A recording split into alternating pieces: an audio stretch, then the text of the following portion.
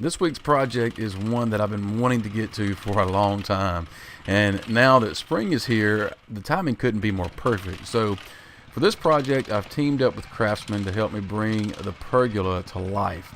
The first thing that I needed to do here was to dig a couple of holes for the 6x6s that will hold up the rest of the structure, and I made sure to dig those holes that they were going to be wide enough and deep enough to support the completed project.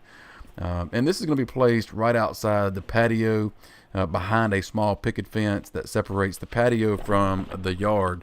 I just didn't want to take up any of the patio space, and that's why I'm placing it here. Also, I just didn't have a good way to secure the post if I were to place it directly on the patio or the concrete slab. So that's the reason why I chose to put it here. Now, after I level the post up and let the concrete cure, I could then start on the cross member and all of the support pieces. So as I mentioned, this project is supported by Craftsman, and I'm also using their new cordless 20-volt tools to build this pergola. It's just nice to carry the tools outside the shop and into the build location. That way I don't have to worry about cords or any of that mess. So it's really nice having these cordless tools just at an arm's reach.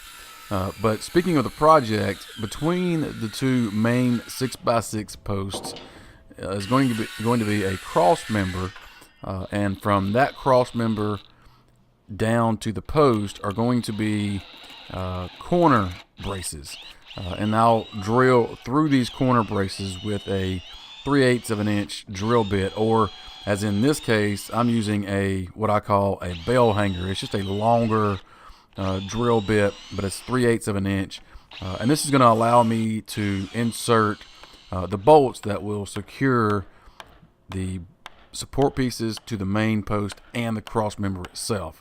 And this will secure everything in place. After the first corner brace was installed, I decided to pre-drill a recess for the washer and nut to sit in, and this just made for a cleaner look after the bolts were installed, and also this would just eliminate the risk of someone snagging one of the bolts. So the next step was to start on the main overhang structure. In order for this to be secure, I needed to add more angled braces, one from each of the main posts, connecting a couple of 2x8s, which are going to be the main overhang pieces. Now, these 2x8s will support adjacent 2x6s and 2x2s that will ultimately, in the end, provide shade. Another angled brace on the back of each main post, also connecting to the 2x8s, will act as counterweights to support the overhang. This will all make sense once you see the structure start coming together. But getting these little corner braces and the bolts in the right location is really an important part of this build, because this is a two-legged pergola versus a four-legged pergola. So this is a really cool design. I have to give credit to several places online. I just kind of grabbed different elements from different styles and just kind of made it my own. But really excited about this design, especially on a small patio like I have.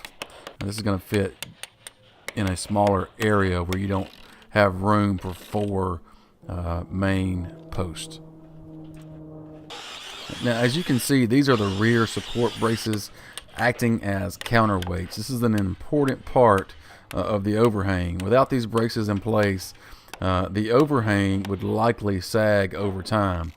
Now, once all the braces were in place and secured, I could go ahead and start on the 2x6s. Now, each one of these 2x6s would receive a decorative curve cut out on each end to add some visual interest. The way I went about creating these curves was with a paint stick or a stirring stick. I measured and marked 1-inch increments and drilled a hole at each measurement. And then I secured the stick with a nail at the 0 measurement and used a pencil at any of the other marks, whatever your desired curve should be, to create a consistent curve I could then cut out. To secure the 2x6s on their edge, I cut out notches that would fit over the adjacent 2x8s, and just nailed them into place. And I cut the notches a little bit bigger than I needed to allow for a couple different things. Number one, wood movement, and then also just imperfect boards. But spacing these evenly across the 2x8s gives the pergola a good dose of symmetry, which I like. And at this point, I could have just added 2x2s instead of the 2x6s, and it probably would have turned out okay. But I wanted to add a little more of a wow factor to the overall project. And with the 2x6s and the curved cutouts, I think it gives me what I'm looking for. But there's one more layer to the top. I used my Craftsman battery-operated miter saw to cut each of these at each end at a 45-degree angle, and that was just to create some visual interest. So I would just cut one end, flip it around, and I made sure I was cutting in the right direction because I wanted both angles going in a downward direction on both ends of the pergola. So that was just for, like I said, visual interest. But I placed these evenly across the top of the 2x6s, and I just nailed them directly into the 2x6s through the 2x2s with like a 2-inch brad nail. And that also gave the whole top, or all of the 2x6s that I've already put into place. This really just tied everything together and just really secured everything. The final steps here are to sand away the rough areas, stain it, and add a protective finish.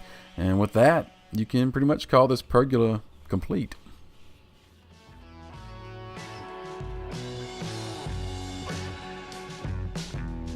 So as you can see, we're finished. I added some outdoor party lights to match the outdoor kitchen area. That's a project that I just finished here recently. So if you missed that project, be sure and check it out. If you're interested in learning how to build this pergola for yourself, I do have plans available. They're listed over on my website. I also have a detailed website article where I go into more details and provide more information on how I did everything. So all those links are down below. Be sure and check them out. This came out better than I expected. And just going through the motions here, kind of give you a little recap of what went into this. You know, it was very doable DIY. I did this by myself. I recommend having someone help you, but you can do this project. This is something that is very rewarding to be able to enjoy outside on your patio. So I encourage all of you to check out the website article, get the plans, and do this project. If you're not a subscriber here, please subscribe to see more videos. Hit that little bell to be notified. I have some pretty cool projects coming out real soon. And as always, thanks for watching.